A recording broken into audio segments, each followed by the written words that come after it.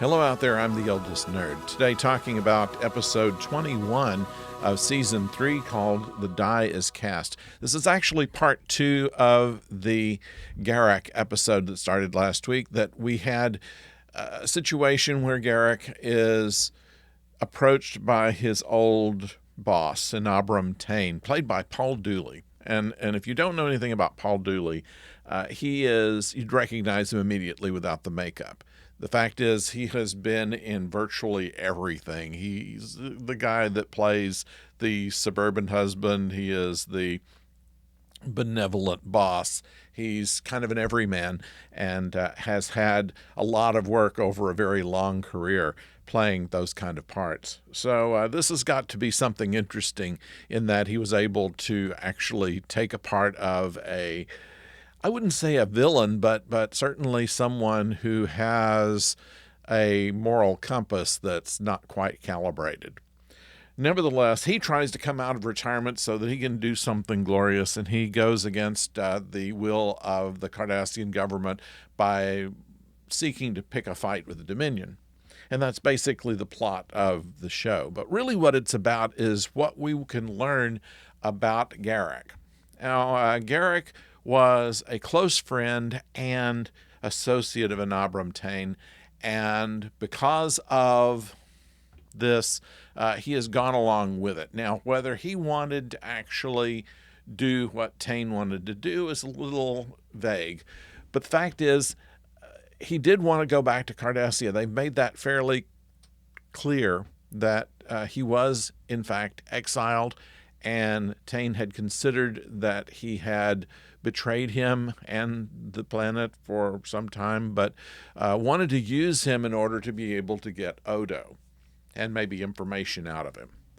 So we see, once again, the clever dance that Garak has done with Julian, with Odo, with Tain now, as to whose side that he's really on. And so maybe it's still a little vague whether he has allegiances still for Cardassia or not, but we suspect that he kind of does, and he kind of liked to be back with his own kind, and yet he does not have he has a little more of a moral compass than we would give him credit for. So that's what we see on this, and it's an interesting way that this all comes about. Now we see the Defiant in battle for the first time. This is exciting. We see the conflict that Commander Sisko has in wanting to rescue Odo, but would have to defy Starfleet orders to do so. And by doing this, he could have gotten himself in trouble. Of course, we knew it was going to turn out all right from the get-go. And in fact, when he is let off the hook by this admiral, the admiral says, okay, I'll let you get away with it this time, but next time you do it, I'll either court-martial you or I'll promote you. Either way, you're going to be in trouble. I like that line.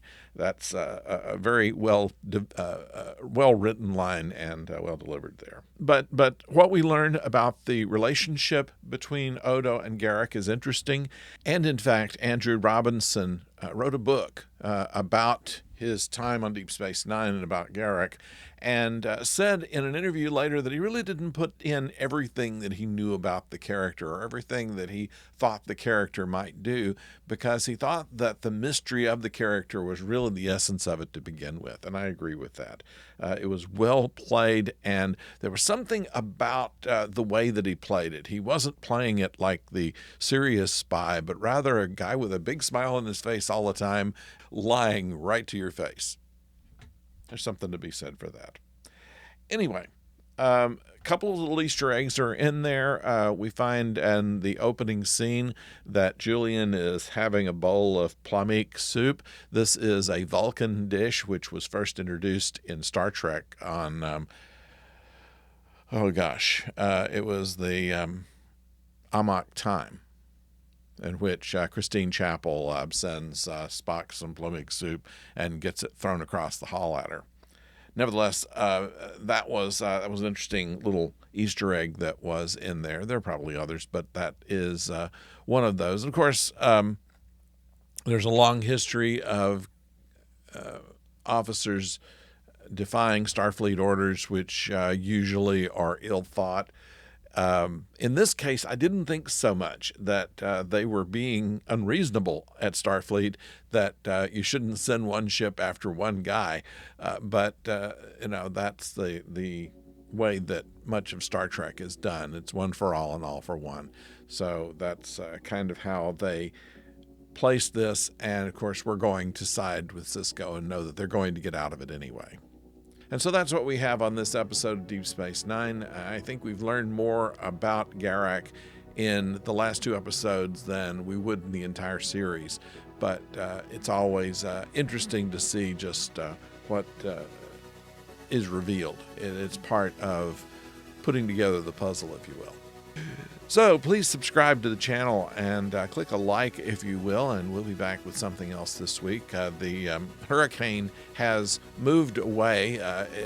Francine has gone toward central Louisiana rather than this area, so we have kind of dodged the worst of it. We'll probably get some rain out of it, but not anything serious at the time of this taping.